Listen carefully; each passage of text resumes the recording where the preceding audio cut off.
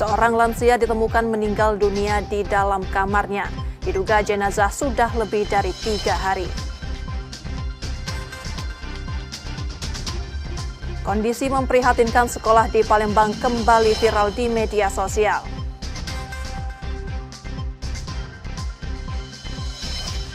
Manajemen PT CSU pengelola klub sepak bola Sumsel United resmi memperkenalkan skuad untuk musim ini.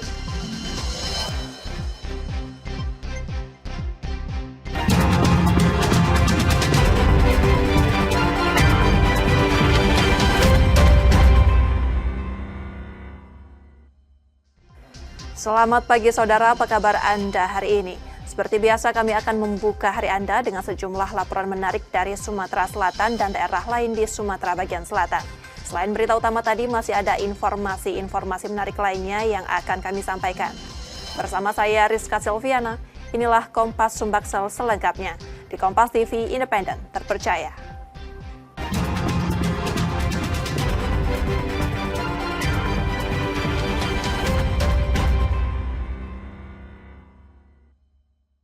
Di informasi pertama, saudara, seorang lansia ditemukan meninggal dunia di dalam kamarnya. Diduga jenazah sudah lebih dari 3 hari. Warga Jalan Sultan Mansur Ilir Barat 2 Palembang digegerkan dengan penemuan seorang lansia yang meninggal dunia di dalam rumahnya. Korban diketahui bernama Rustam Effendi, 61 tahun, yang tinggal seorang diri. Jenazahnya ditemukan dalam kondisi membusuk dan mengeluarkan aroma menyengat. Penemuan bermula dari kecurigaan warga yang melihat rumah korban sepi tanpa aktivitas selama 2 hari. Saat mencoba dilihat dari jendela, warga langsung mencium bau tak sedap hingga akhirnya menjebol jendela untuk memastikan kondisi korban. Polisi bersama aparat terkait kemudian mengevakuasi jenazah ke Rumah Sakit Bayangkara Palembang untuk keperluan autopsi. Di kamar, di tetangga curiga bahwa 3 hari tidak ada menghidupkan lampu, terbau busuk, maka tetangga menghubungi Pak RT, Babin Katimas, Babinsa, kemudian menghubungi Polri. Dan setelah kita cek TKP ternyata memang pemilik rumah sudah meninggal. Kondisinya ada di kamar, kalau riwayatnya ada wilayah sakit. Hingga kini penyebab pasti kematian korban masih dalam penyelidikan. Muklas Diferensial, Kompas TV, Palembang, Sumatera Selatan. Kondisi memprihatinkan sekolah di Palembang kembali viral di media sosial. Para siswa terpaksa belajar dengan plafon kelas yang nyaris roboh. Sekolah dengan kondisi tidak layak kembali ditemukan di Palembang, Sumatera Selatan. Kali ini terjadi di SD Negeri 89 Palembang yang berlokasi di Jalan Ayani, Lorong Manggi, Silaberanti, Jakabaring. Meski tampak gagah dari luar, kondisi di dalam sekolah jauh dari kata aman. Plafon ruang kelas dan koridor terlihat memprihatinkan, banyak yang hampir roboh. Di beberapa kelas, plafon sengaja dilepas sehingga menimbulkan kebisingan, kebocoran saat hujan, hingga panas menyengat di kala siang terik. Tak hanya itu, genangan air dan banjir juga kerap mengintai.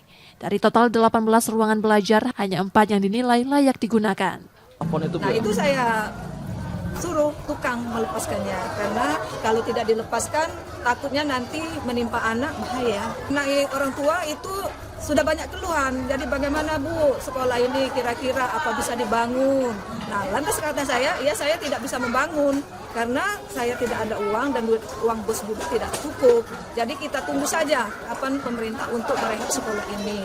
Kami harapkan semoga dalam waktu dekat ini kami bisa direhab ataupun dibangun. Wali murid berharap sekolah ini segera direnovasi karena kondisi sudah terjadi sejak lama. Kayak itulah, tidak ada perubahan. Semestinya kayak mana pemerintah telah untuk membagusi supaya anak-anak itu kan lagi sekolahnya. Biar aman, Pak ya? Iya, supaya aman. Ya, aku kan takut nulisinnya. Kenapa aku kagak ada apa-apa, hujan pagi apa kan yang puing itu kan. Bangkang tak bagus sekolah kan sama dengan sekolah lain. Istilah penonton kan bagus, tapi perubahan, negatif perubahan sekolahan dari tahun ke tahun negatif perubahan. Tapi lah sudah dilakukan tapi masih negatif informasi. Siswa tetap tampak ceria bermain dan belajar, namun harapan terus disuarakan agar renovasi segera terwujud demi kenyamanan dan keselamatan.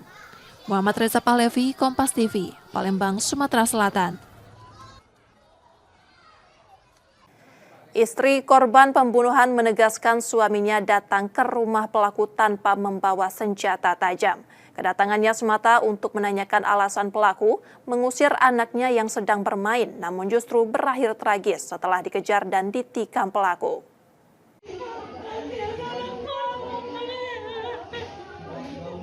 Kematian Yoga warga Jalan SH Wardoyo Gang Duren Seberang Ulu 1 Palembang masih menyisakan duka mendalam keluarga.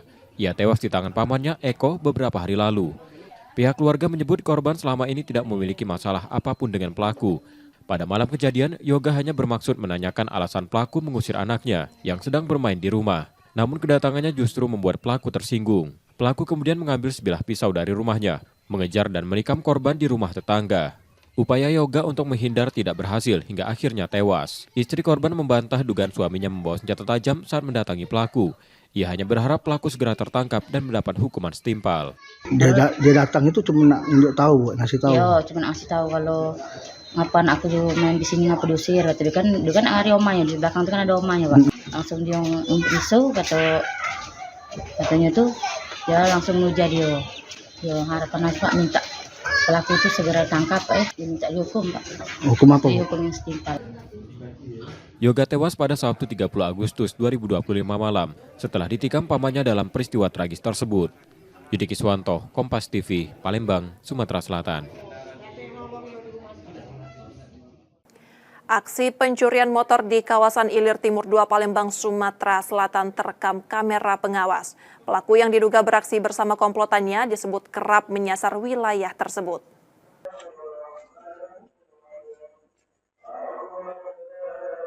Rekaman kamera pengawas memperlihatkan aksi pencurian motor di rumah Arif Rahman, kawasan 2 Ilir Timur 2 Palembang. Pelaku masuk dengan mudah karena pagar rumah tidak terkunci. Peristiwa terjadi usai sholat subuh. Dua pelaku terlihat dalam aksi ini, satu masuk ke halaman rumah, sementara lainnya berjaga di depan pagar sambil mengawasi situasi sekitar. Setelah motor diangkat keluar, pelaku merusak kunci kontak lalu kabur. Orang tua Arif yang baru pulang dari masjid sempat berpapasan dengan pelaku, tanpa menyadari motor yang dibawa merupakan milik anaknya. Komplotan ini diduga sudah beberapa kali beraksi di lokasi sekitar. Tua ini keluar duluan sholat subuh jam 4.57 kalau lihat dari CCTV. Nah, kemudian setelah keluar jam sekitar 5:13 selesai zikir sholat subuh itu. Nah, pelaku itu masuk, sempat sudah buka pagar tuh. Nah, kemudian ada gojek lewat, sempat batal ke sebentar, tapi masuk lagi, langsung ngangkat bagian ban depan. Masuk sini ada posisinya ada motor Evo, ada motor Scoopy, dan motor Supra di depan. Jadi diangkat motor Evo itu bagian depannya dimundurkan keluar ke samping rumah, baru dipasang ke stang. Kurang lebih itu kronologinya, Pak. Ketujuan. Jadi wong tua yang berpapasan pas balik selisih 2 menit. Tapi tidak nge wong tua. Tidak nge karena motornya kata. Kasus pencurian tersebut telah dilaporkan ke polisi dan keluarga berharap pelaku segera tertangkap. Rizky Oktora, Muklas Diferensial, Kompas TV, Palembang, Sumatera Selatan. Komunitas ojol membagikan bunga pada aparat dan warga yang turut menjaga ketertiban kota. Aksi ini menyusul suasana aman usai unjuk rasa mahasiswa 1 September lalu.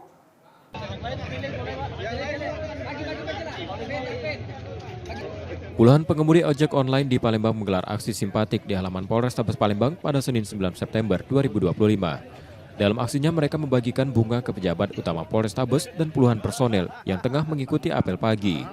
Menjalin kasih, memang penuh cinta damai di kota Palembang ini. Harapan kita untuk contoh-contoh di kota Palembang, kota-kota yang lain. Aman, makanya kita tunjukkan memang ojol Palembang ini selalu bersinergi untuk Polri dan TNI. Aksi ini menjadi simbol apresiasi atas pengamanan saat unjuk rasa mahasiswa pada 1 September lalu. Di minggu lalu, khususnya demo tentang ojol maupun demo mahasiswa, tidak berdampak hal-hal yang negatif. Artinya adalah dalam kondisi aman dan damai. Itu adalah satu bagian dasar langkah awal untuk melakukan upaya peningkatan kegiatan dalam rangka meningkatkan perekonomian yang ada di Palembang. Dengan demikian, apabila perekonomian berjalan dengan lancar, Tentunya ini menjadikan satu bagian tingkat kesejahteraan bagi masyarakat, tidak terkecuali adalah para rekan-rekan jasa yang bekerja sebagai ojol. Tak hanya ke polisi, bunga juga diberikan kepada TNI dan masyarakat sebagai bentuk penghargaan atas upaya bersama menjaga keamanan serta kondusivitas Kota Palembang. Yudi Kiswanto, Kompas TV, Palembang, Sumatera Selatan. Saudara, setelah jeda kami masih akan kembali dengan informasi dan sorotan menarik lainnya. Tetaplah bersama kami di Kompas Sumbaksel.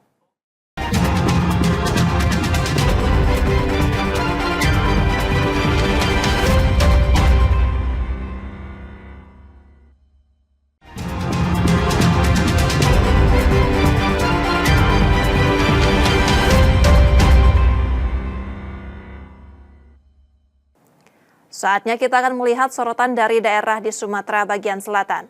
Berikut laporan dari Bengkulu, Jambi, Lampung, dan Bangka Belitung. Dalam vonis Majelis Hakim, Rohidin terbukti melakukan tindakan melawan hukum dengan memanfaatkan jabatannya sebagai gubernur untuk menguntungkan dirinya sendiri dengan memeras kepala dinas. Vonis penjara 10 tahun yang diberikan hakim terhadap Rohidin ini lebih berat dari tuntutan jaksa sebelumnya, selama 8 tahun penjara dan denda 700 juta rupiah. Tak hanya itu, seluruh aset milik Rohidin juga disita dan dikembalikan ke negara untuk mengganti kerugian dari korupsi yang dilakukannya, serta hak politiknya dicabut selama 2 tahun. Menjatuhkan pidana kepada terdakwa Rohidin Mersa dengan pidana penjara selama 10 tahun. Dan pidana denda sebesar 700 juta rupiah dengan ketentuan apabila tidak dibayar maka diganti dengan pidana kurungan selama 6 bulan. Menjatuhkan pidana kepada terdakwa Rohidin Mersa dengan pidana penjara dengan pidana pengganti. Atas vonis 10 tahun penjara, Rohidin mengatakan masih mempertimbangkan apakah akan mengajukan banding atau tidak. Kalau banding kita lihat situasinya. Saya kira soal banding, soal panjang hukuman tidak jadi persoalan. Yang penting itu dalam keputusan itu kebenaran terungkap dan keadilan kita dapatkan. Betul.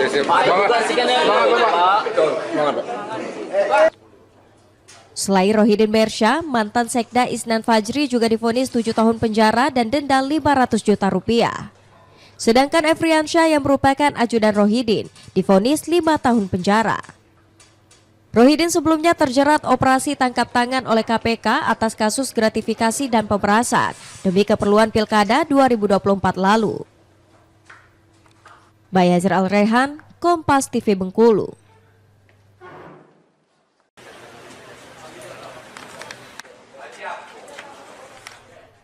Warung bakso di kawasan Pantai Panjang menjadi target penggerebekan petugas gabungan.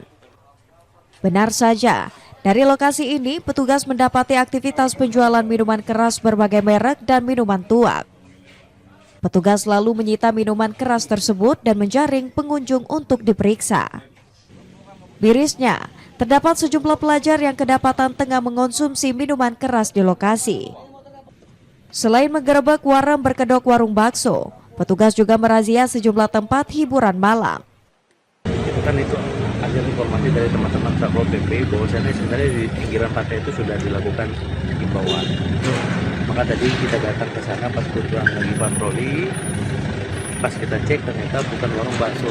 Dia memang warung bakso, usahanya bakso, tapi kalau malam itu mungkin menjual juga jenis tuak. Kita lagi dalamin tuaknya dari mana. Tuak yang masuk dari sisi pantai itu kita dalami. Ya, nanti kita bisa lakukan tindakan. Masih juga bisa ada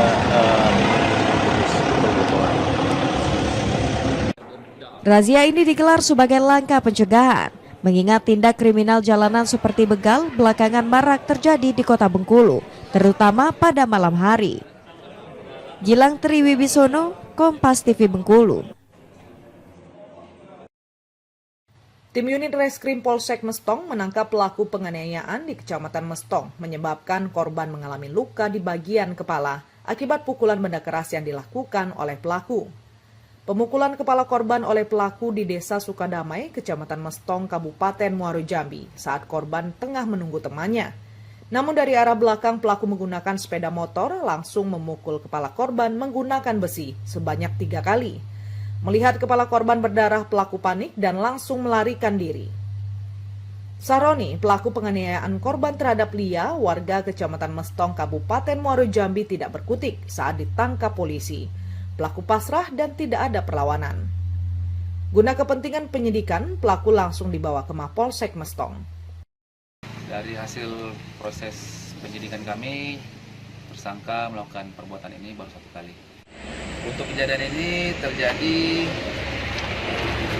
pada hari Jumat tanggal 8 Agustus 2025 sekira pukul 01.00 WIB di RT 01 Desa Sukadamai, Kecamatan Mestong, Kabupaten Muaro Jambi. Untuk luka penganiayaan yaitu si tersangka memukul kepala korban menggunakan besi sebanyak 1 kali, mengeluarkan darah, dan sudah kami visum, dan dari hasil visum terdapat luka kepala. Akibat perbuatannya, pelaku dijebloskan ke sel Mapolsek Mestong, dijerat pasal 351 ayat 2 Undang-Undang Hukum Pidana tentang penganiayaan yang mengakibatkan luka-luka dengan ancaman pidana penjara paling lama 5 tahun. Tim Liputan Kompas TV Jambi. Demi melestarikan satwa dilindungi dan mengembalikan fungsi ekosistem, PKSDA Jambi bersama PT Restorasi Ekosistem Indonesia melepas liarkan 23 ekor satwa liar di Hutan Harapan, Kabupaten Batanghari, Jambi. Satwa lindung yang dilepas liarkan terdiri dari 2 ekor beruang madu, 3 ekor berang-berang, 4 ekor burung tiung mas, dan 14 ekor ular sanca batik. 2 beruang madu berusia 27 dan 28 bulan sebelumnya dipelihara warga, lalu diselamatkan PKSDA, direhabilitasi di tempat penyelamatan satwa Jambi. Sementara satwa lain berasal dari pengiriman Jakarta. Sebelum dilepas liarkan, seluruh satwa telah menjalani proses observasi, pemeriksaan medis, dan koordinasi teknis. Hutan Harapan dipilih sebagai lokasi pelepas liaran karena memiliki 3 tipe habitat, hutan alam, semak belukar, dan perairan, dengan keragaman vegetasi serta sumber pakan alami. Berdasarkan data Reki, Hutan Harapan menjadi rumah bagi lebih dari 1.000 jenis flora, 64 spesies mamalia, 312 jenis burung, 71 reptil, 55 amfibi, dan 123 spesies ikan termasuk satwa kunci seperti harimau Sumatera dan rangkong gading. Hutan Harapan ini adalah dikelola oleh PT Reki, ini konsesi tetapi dengan mekanisme restorasi ekosistem dan secara habitat memenuhi syarat untuk dilepas liarkan satwa-satwa ini. Jadi sekaligus ini juga untuk mengembalikan atau menambah keanekaragaman hayati yang ada di Hutan Harapan PT Reki.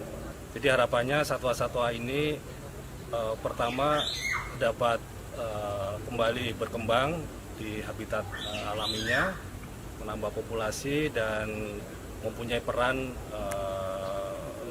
secara ekologi di habitatnya.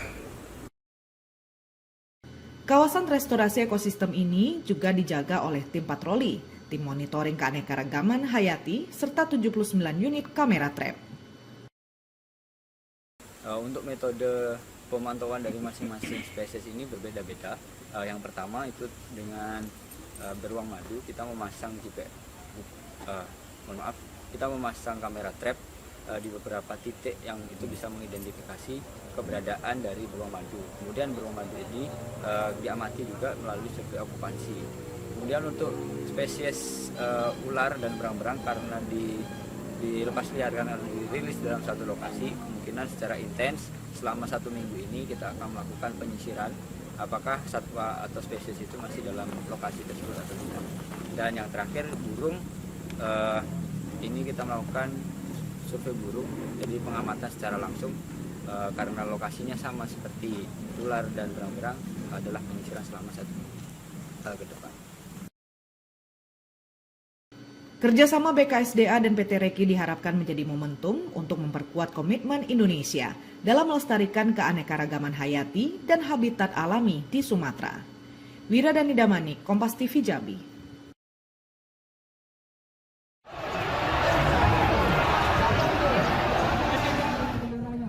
Ribuan massa aksi yang tergabung dalam Aliansi Lampung Melawan menggeruduk kantor DPRD Provinsi Lampung dalam unjuk rasa menyampaikan aspirasi tuntutan kepada pemerintah. Dalam aksi kali ini, mahasiswa membawa 10 tuntutan diantaranya mendesak pengesahan Undang-Undang Perampasan Aset, potong tunjangan dan gaji DPR, tingkatkan kualitas gaji dosen dan guru, memerintahkan Presiden Prabowo memecat menteri-menteri yang problematik. Sementara tuntutan lainnya yakni meminta Presiden menekan ketua partai yang menduduki jabatan di eksekutif maupun legislatif untuk diberhentikan atau direstrukturisasi dan adili pelaku pembunuhan Afan Kurniawan. Masa aksi juga meminta adanya evaluasi kinerja Polda Lampung, menolak rancangan Kitab Undang-Undang Hukum Pidana yang merugikan rakyat, menolak efisiensi terhadap sektor pendidikan dan kesehatan, hingga berhenti menggunakan pajak untuk menindas rakyat.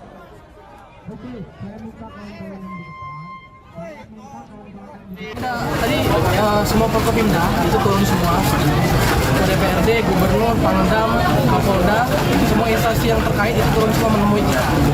Dan mereka menandatangani apa yang menjadi tuntutan, yang membuktikan bahwa mereka menyepakati tuntutan-tuntutan kita untuk disampaikan kepada pusat. Ada tenggat waktu atau gimana? Nah, tenggat waktu ada 24 jam. 24 jam tadi untuk tindakan merespon.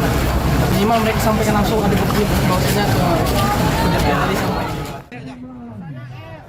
Unjuk rasa Aliansi Mahasiswa Lampung Melawan berlangsung damai dan kondusif, di mana Gubernur Lampung bersama Pangdam 21 Raden Inten, Kapolda Lampung, Ketua DPRD dan Kajati menemui masa aksi guna mendengarkan segala aspirasi dan tuntutan yang disampaikan. Dalam wawancaranya, Gubernur Rahmat Mirzani Jausal mengapresiasi unjuk rasa yang dilakukan mahasiswa bersama lapisan masyarakat lainnya yang berlangsung dengan damai dan kondusif. Ia berjanji akan membawa segala tuntutan masa aksi ke pemerintah pusat.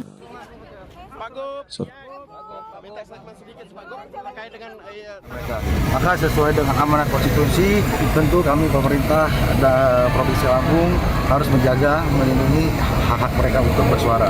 Dan alhamdulillah juga seluruh aspirasi mereka kita terima dan akan kami segera diteruskan kepada pemerintah pusat, yang mana memang wilayah pemerintah pusat. Dan tadi juga ada hadir perwakilan dari anggota ketua DPR dan perwakilan fraksi lengkap semua tadi ikut juga mendampingi menemui mahasiswa. Usai segala tuntutannya diterima oleh pemerintah, masa aksi dari mahasiswa Aliansi Lampung Melawan langsung membubarkan diri, meninggalkan lokasi kawasan gedung DPRD secara tertib pada Senin sore. Roma Friaidam, Kompas TV, Lampung.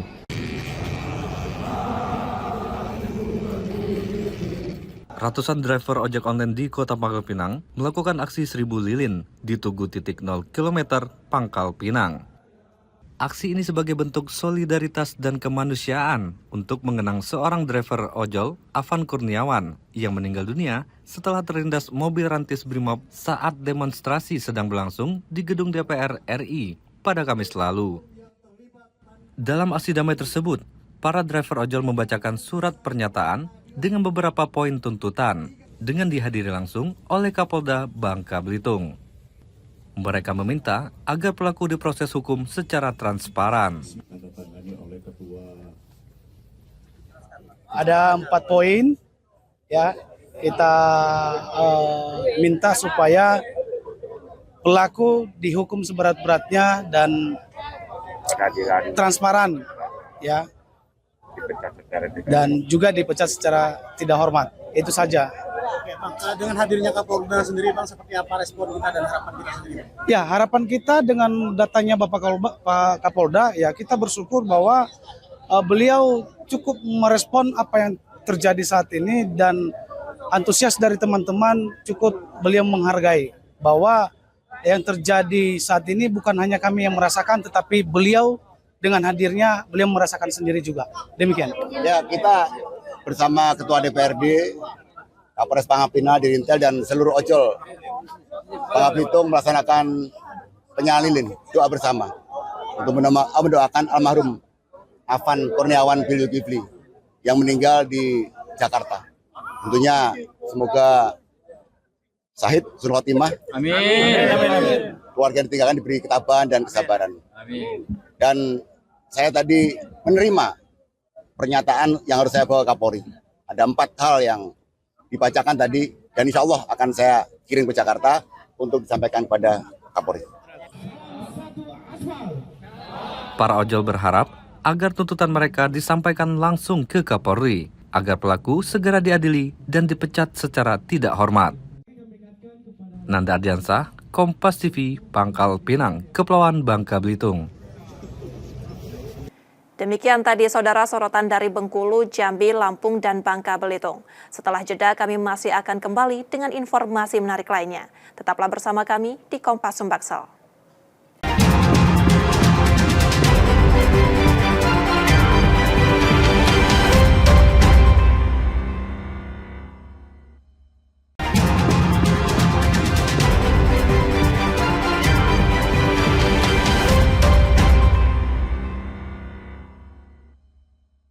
Rizka Silviana masih menemani Anda di Kompas Sumbaksel, saudara. Usai sholat Jumat di Masjid Agung Palembang, seorang jemaah menjadi korban pencopetan. Handphone yang disimpan di dalam tasnya hilang dibawa kabur pelaku. Usai sholat Jumat, suasana halaman Masjid Agung Palembang dipadati jemaah yang membeli makanan ringan. Di tengah keramaian itu, seorang jemaah bernama Fauzan Fahlevi justru mengalami musibah. Saat sedang berdesakan membeli jajanan, ia mendapati ponsel yang disimpan di dalam tas lempangnya sudah tidak ada lagi. Diduga perangkat tersebut dibawa kabur pencopet yang memanfaatkan situasi ramai. Korban kemudian membuat laporan ke Polrestabes Palembang. Nak beli gulukuan, Pak. Saya beli gulukuan. Saya nak mau makan somai. HP saya ngecek di HP. Tak katik lagi di dalam tas. Oh, tas posisi di mana waktu beli? Di sini, Pak, dalam tas. Dicek. Pas dibeli sampai ngecek di tas, lihat lagi HP-nya.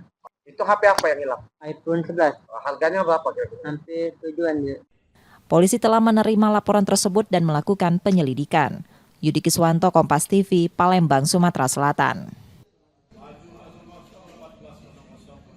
Saat geliat pendidikan di Palembang, masih banyak sekolah yang menghadapi persoalan bangunan tak layak.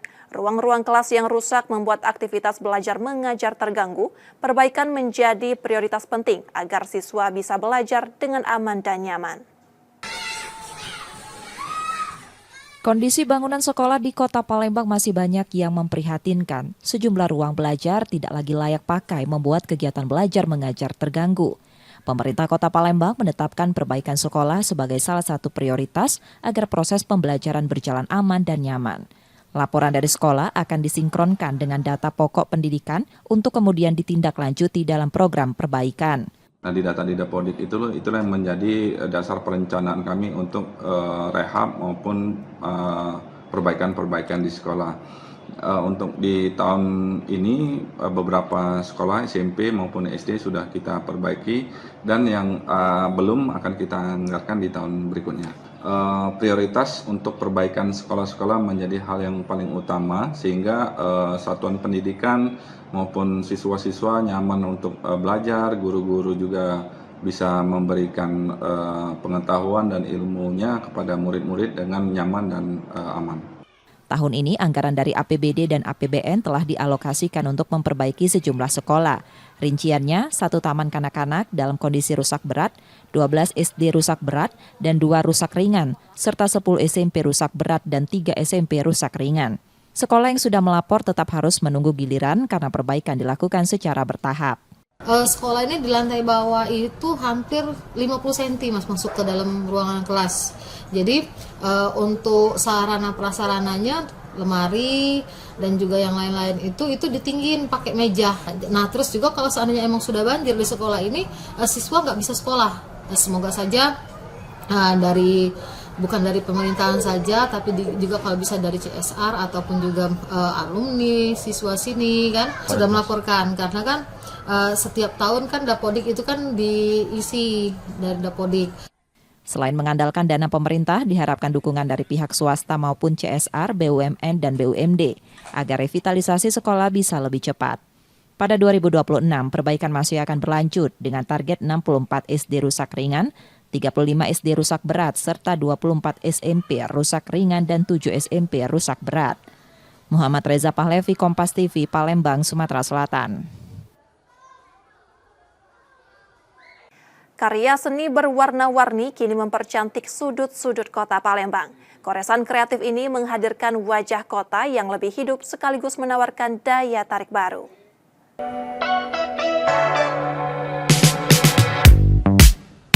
Dengan tema goresan Cindo Palembang Belaga, Stop Vandalisme, wajah kota Palembang kini semakin berwarna. Dinding-dinding yang dulunya kosong disulap menjadi kanvas raksasa, dihiasi lukisan indah karya para seniman lokal. Sebanyak 20 seniman dari berbagai kalangan ikut ambil bagian dalam kegiatan yang digagas Pemkot Palembang lewat komunitas bersama Dewan Kesenian Palembang. Bukan sekedar mempercantik kota, karya ini menjadi wadah bagi seniman muda untuk menyalurkan bakat secara positif, menjauhkan mereka dari coretan vandalisme, sekaligus menghadirkan daya tarik baru. Sudut-sudut kota Palembang ini menjadi bagus, agar jadi indah, menjadi tempat tujuan wisata juga mungkin ya. Orang bisa berfoto di situ jadi bagus. Jadi sudut-sudut kota Palembang menjadi indah dan bagus. Itu tadi goresan Palembang Belaga tadi. Tentang Palembang, pokoknya bukan soal Palembang aja. Menjadikan sudut kota Palembang ini bagus, indah, belaga. Itu istilah Pak Wali Kota. Jangan ada lagi coret-coretan yang tidak bermanfaat di dinding-dinding yang kosong. Harapan kita ke depan, Pak Wali sudah bilang kalau memang ini bagus, terus indah dan menjadi perhatian masyarakat, maka Pak Wali akan membuat titik yang lebih luas lagi di sudut-sudut kota yang ada di Palembang. Ikon-ikon khas Palembang seperti Iwak Belido, Jembatan Ampera, Perahu Bidar, hingga motif songket berpadu dalam sapuan warna yang ceria. 5 siswa SMA Negeri Sumsel juga ikut terlibat, menjadikan pengalaman ini sebagai ruang ekspresi pertama mereka di ruang publik. Karena tentunya selain acara ini memiliki manfaat yang baik untuk lingkungan, kami juga ingin mengasah skill kami dalam melukis dan mural. Acara ini memotivasi anak-anak atau pemuda di luar sana bahwa ternyata untuk mengekspresikan seni ataupun minat kita itu nggak namanya coret-coret sembarangan. Sekarang pemerintah, wali kota pun menyediakan tempat kayak gitu. Partisipasi datang tidak hanya dari Palembang, tetapi juga seniman luar daerah seperti Prabu Muli hingga Jakarta. Bahkan sejumlah seniman dari Pulau Jawa pun ingin turut serta meski terkendala lokasi. Sejak 6 September 2025, 4 titik strategis kota berubah menjadi ruang seni terbuka. Simpang Lapas Wanita di Jalan Merdeka, Simpang 5 DPRD Sumsel, depan kantor Koni Sumsel, dan dinding bekas rumah makan di Simpang Caritas yang menjadi area lukisan tersebut. Kini, sudut-sudut Palembang bukan lagi sekedar persimpangan, melainkan galeri terbuka yang menghidupkan kota dan memancarkan semangat kreatif warganya.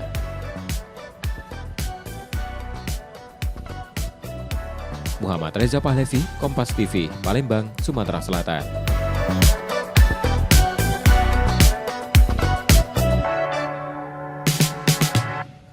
Di informasi olahraga, Saudara, manajemen PT CSU, pengelola klub sepak bola Sumsel United, resmi memperkenalkan skuad untuk musim ini. Di bawah pelatih Nil Maizar, tim diperkuat 33 pemain.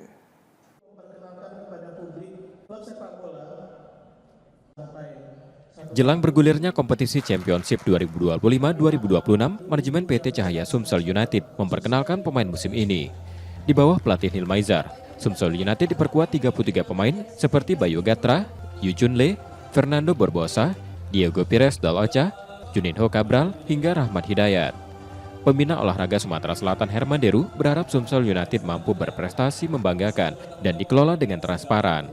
Kehadiran klub ini diharapkan dapat membangkitkan kembali semangat sepak bola di Sumatera Selatan maupun di tingkat nasional. Ini mumpung masih muda, baru berusia 4 bulan sejak keputusan PSSI. Saya berharap ini betul-betul dijaga, jadi kepercayaan sponsor dijaga, kepercayaan publik juga dijaga. Dan kita welcome kepada siapapun penghobi, penggila bola untuk membentuk klub-klub lagi di Sumatera Selatan. Jangan hanya 1, jangan hanya 2, jangan hanya 3, boleh lebih lagi. Manajemen klub juga menargetkan lahirnya lebih banyak pesepak bola muda yang bisa bergabung di masa depan. Kepada coach, pelatih, dan pemain seluruhnya harus kerja keras, kompak, bersatu untuk karir dia sendiri dan untuk Sumsel United. Karena saya bukan karena untuk yang kira-kira cuma popularitas saya akan merangkul semua pemain-pemain memang keturunan Sumatera Selatan. Tak hanya itu, Sumsel United dipatok mampu promosi ke kasta tertinggi sepak bola Indonesia pada musim depan. Nur Muhammad, Kompas TV, Palembang, Sumatera Selatan.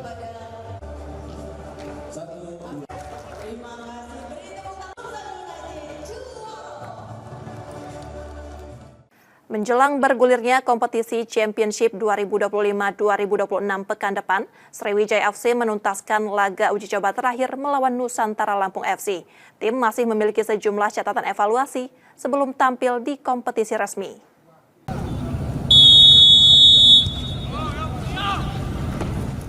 Sriwijaya FC menuntaskan laga uji coba terakhir menghadapi Nusantara Lampung FC di lapangan sepak bola Yonif 143 Candi Mas Natar. Uji coba melawan kontestan Liga 3 ini menjadi persiapan akhir jelang kompetisi Championship 2025-2026 yang akan bergulir pekan depan. Pertandingan berakhir imbang tanpa gol. Meski demikian, pelatih Ahmad Zulkifli menilai permainan anak asuhnya cukup positif. Masih ada sejumlah catatan yang harus dibenahi, terutama penyelesaian akhir. Kalau kita lihat dari pertandingan jelas finishing ya. Jadi ada beberapa peluang yang memang kita tidak bisa maksimalkan, bahkan yang sudah sangat besar peluang kita nggak bisa maksimalkan, dan juga kreativitas ketika lawan ada di low block mengumpul, kita bingung mau bikin apa, itu kita nggak ada kreatif di situ. Nah itu nanti kita akan latih. Manajemen Sriwijaya FC juga membuka peluang menambah amunisi pemain baru, khususnya di sektor penyerang. Sejumlah nama disebut sudah masuk dalam radar tim untuk memperkuat skuad. Kayaknya kita harus bomber ya, saya tetap sudah koordinasi sama Coach Azul, kita tetap harus fokus di bomber ya. Ya ada, saya mungkin setelah ini besok atau ini saya akan kejarkan untuk pemain depan. Sebelumnya Sriwijaya FC telah melakoni rangkaian uji coba di Pulau Jawa, Palembang, dan Lampung sebagai bagian dari persiapan menuju kompetisi. Nur Muhammad, Kompas TV, Palembang, Sumatera Selatan. Usai jeda, saudara, kami akan kembali lagi. Tetaplah bersama kami di Kompas Sumbaksel.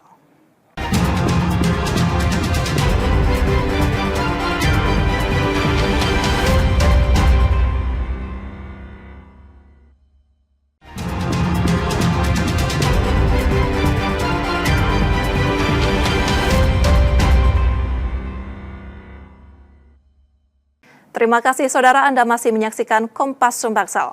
Jika Anda tidak sempat menyaksikan sorotan utama kami, berikut laporan utama Kompas Sumbaksel hari ini. Warga Jalan Sultan Mansur Ilir Barat 2 Palembang digegerkan dengan penemuan seorang lansia yang meninggal dunia di dalam rumahnya. Korban diketahui bernama Rustam Effendi, 61 tahun, yang tinggal seorang diri. Jenazahnya ditemukan dalam kondisi membusuk dan mengeluarkan aroma menyengat. Penemuan bermula dari kecurigaan warga yang melihat rumah korban sepi tanpa aktivitas selama 2 hari. Saat mencoba dilihat dari jendela, warga langsung mencium bau tak sedap hingga akhirnya menjebol jendela untuk memastikan kondisi korban. Polisi bersama aparat terkait kemudian mengevakuasi jenazah ke Rumah Sakit Bayangkara Palembang untuk keperluan autopsi. Di kamar, di tetangga curiga bahwa 3 hari tidak ada menghidupkan lampu, berbau busuk, maka tetangga menghubungi Pak RT, Babin Katimas, Babinsa, kemudian menghubungi Polri. Dan setelah kita cek TKP ternyata memang pemilik rumah sudah meninggal. Kondisinya ada di kamar, kalau riwayatnya ada riwayat sakit. Hingga kini penyebab pasti kematian korban masih dalam penyelidikan. Muklas Diferensial, Kompas TV, Palembang, Sumatera Selatan.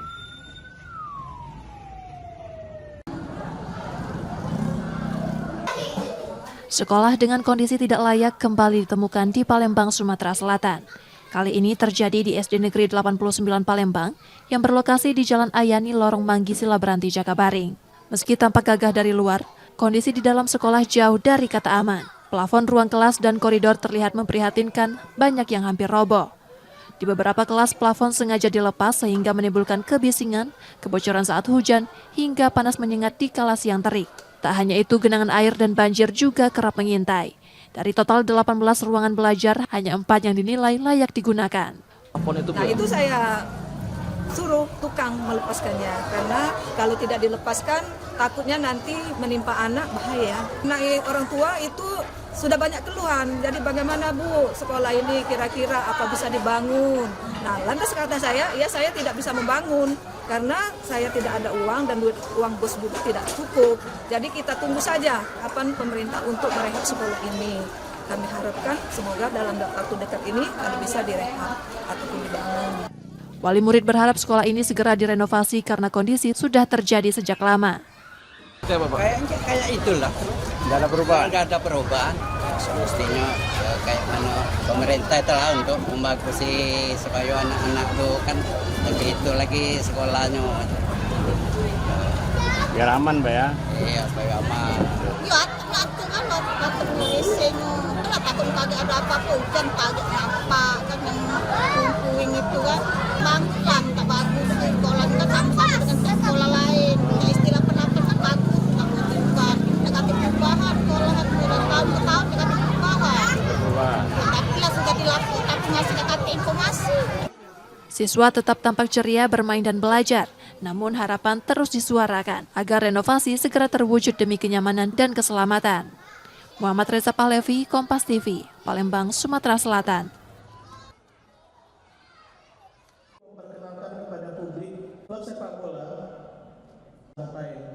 Jelang bergulirnya kompetisi Championship 2025-2026, manajemen PT Cahaya Sumsel United memperkenalkan pemain musim ini. Di bawah pelatih Nilmaizar, Sumsel United diperkuat 33 pemain seperti Bayu Gatra, Yu Junle, Fernando Barbosa, Diego Pires Daloca, Juninho Cabral, hingga Rahmat Hidayat. Pembina olahraga Sumatera Selatan Herman Deru berharap Sumsel United mampu berprestasi membanggakan dan dikelola dengan transparan. Kehadiran klub ini diharapkan dapat membangkitkan kembali semangat sepak bola di Sumatera Selatan maupun di tingkat nasional. Ini mumpung masih muda, baru berusia 4 bulan sejak keputusan PSSI. Saya berharap ini betul-betul dijaga, jadi kepercayaan sponsor dijaga, kepercayaan publik juga dijaga, dan kita welcome kepada siapapun penghobi, penggila bola untuk membentuk klub-klub lagi di Sumatera Selatan. Jangan hanya 1, jangan hanya 2, jangan hanya 3, boleh lebih lagi. Manajemen klub juga menargetkan lahirnya lebih banyak pesepak bola muda yang bisa bergabung di masa depan. Kepada coach, pelatih, dan pemain seluruhnya harus kerja keras, kompak, bersatu untuk karir dia sendiri dan untuk Sumsel United. Karena saya bukan karena untuk yang kira-kira cuma popularitas saya, dan saya akan merangkul semua pemain-pemain memang keturunan Sumatera Selatan. Tak hanya itu, Sumsel United dipatok mampu promosi ke kasta tertinggi sepak bola Indonesia pada musim depan. Nur Muhammad, Kompas TV, Palembang, Sumatera Selatan.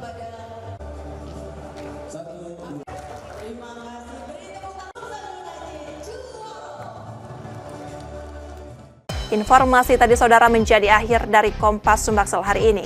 Tetap saksikan konten lokal di Kompas TV setiap hari mulai pukul 4.30 hingga 7 pagi. Saudara, media adalah pilar yang menjaga keseimbangan informasi. Dengan menonton Kompas TV Palembang, Anda membantu memastikan media terus ada, menyajikan berita yang dapat dipercaya. Kembali kami mengingatkan bagi Anda yang ingin berbagi informasi atau kritik dan saran, dapat mengakses media sosial kami di @kompas.tv Palembang. Akhirnya saya Rizka Selviana pamit, tetaplah menyaksikan Kompas TV, independen terpercaya. Terima kasih sudah menonton dan sampai jumpa.